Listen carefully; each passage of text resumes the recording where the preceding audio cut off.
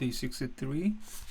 I'm reading If God is Love, page 21st, chapter 3, I guess. Turn or burn. The problem with fear. The teachers and the preachers of my childhood must have thought love, although compelling, was ineffective in reaching the most resistant. Though they always emphasized God's love, they usually finished their appeals with a threat. Those who didn't accept Jesus would spend eternity in hell. Some describe this punishment more graphically than others, but all offered the same warning: turn or burn. Jesus and God were presented as partners in a mission to save the world. Jesus was the good cop, gentle and sympathetic, willing to take all bullets for us, appealing to conscience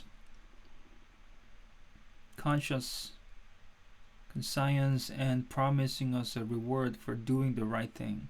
God was the bad cop, standing in the background with his arms folded across his chest, glaring at us. As long as we responded to Jesus, God remained in the shadows. But should we resist? We were reminded that we wouldn't want Jesus to leave us in the room alone with God. At which point, God would crack his knuckles and scowl. Fortunately, although the lessons and sermons were often frightening, my teachers and preachers were generally far more gracious than their theology. Mr. Rice patiently tolerated the shenanigans of a dozen restless boys. My parents, though never openly challenging this fear-based theology, spoke of Jesus as a friend and God as a loving Father. I had many examples of people transformed by a relationship with God. They encouraged me to seek this God who was seeking me. Soon my experiences with God began to challenge the theology of my childhood. The longer I was in relationship with God, the less I feared. I experienced a God who was merciful and gracious, slow to anger, abounding in steadfast love and faithfulness, forgiving iniquity and transgression and sin. I began to appreciate why Jesus claimed God as a loving parent rather than a remote and hostile deity. Excuse me. When I understood God as a parent, it occurred to me that my relationship with my parents had nothing to do with fear. Those who feared their parents had almost always been abused by them. An abusive God, frightening some into submission and eternally torturing others, became incredible. I also discovered how seldom Jesus used fear as a motivator. One of his favorite phrases was, "Don't be afraid." His appeal was one of good news, not dire consequences. He proclaimed the year of God's favor, not the coming of God's wrath. Jesus attracted people with his compassion and his stories of a gracious God, not with warnings of fire and brimstone. Most important, Jesus said his attitude and approach to people represented God's heart, and because I didn't fear Jesus, I began to trust God. One day I stumbled across a verse my teachers and preachers had never emphasized. There is no fear in love, but perfect love casts out fear. For fear has to do with punishment, and whoever fears has not reached perfection in love.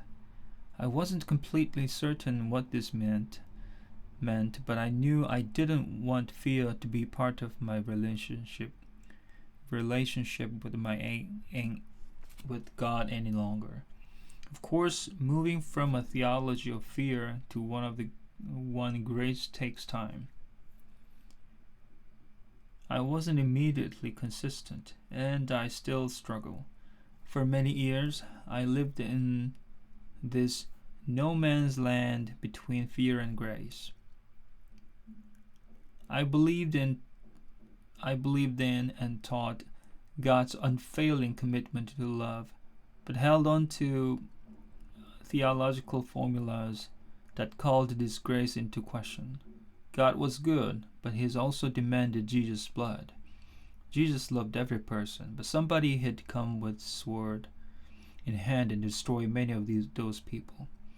I often felt the dissonance of these beliefs, but like a battered spouse, I thought love and fear unavoidable in a relationship with God.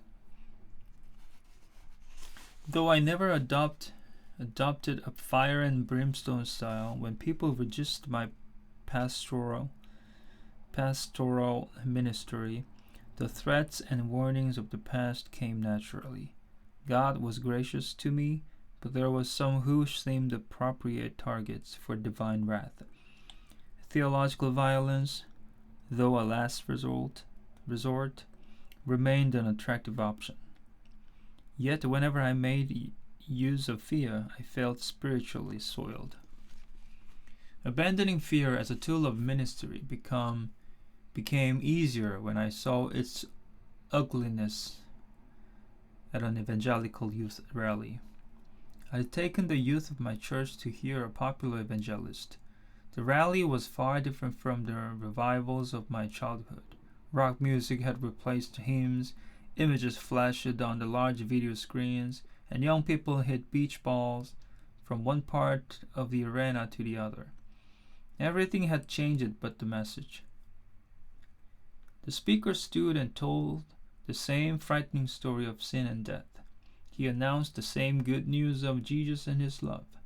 He ended with the same threats. He said, "Tonight, if you had any doubts about your salvation, if you aren't completely certain of where you will spend eternity, and if you think there is even the slightest chance you might be headed for hell, then you need to come to this altar." Not surprisingly, hundreds rushes to the altar in response. I noticed a disturbing pattern. The young people in our group who went forward were from negligent and abusive families. Those who remained seated came from healthy, loving families.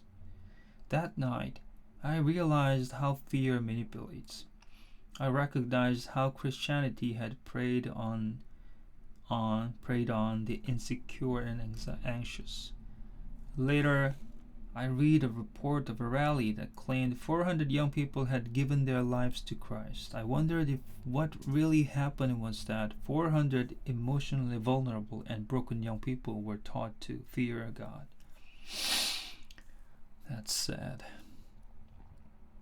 When I've told this story in the past, some have said that even if the initial motivation was fear, any relationship to God is better than none, that the end justifies the means. But what end do we seek?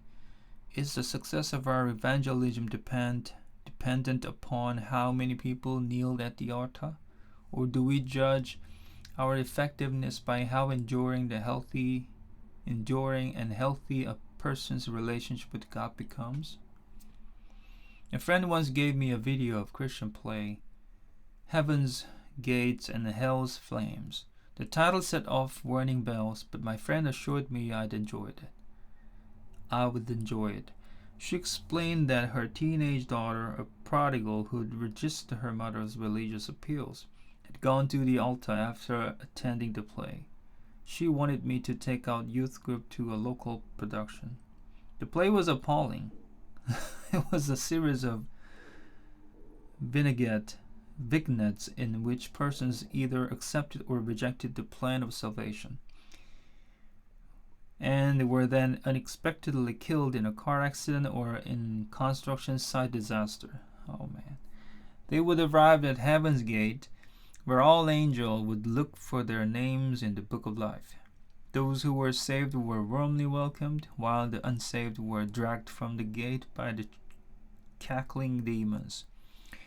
Children were ripped from their mothers' arms, and husbands separated from their sobbing wives, while the cries of demanding went unheeded.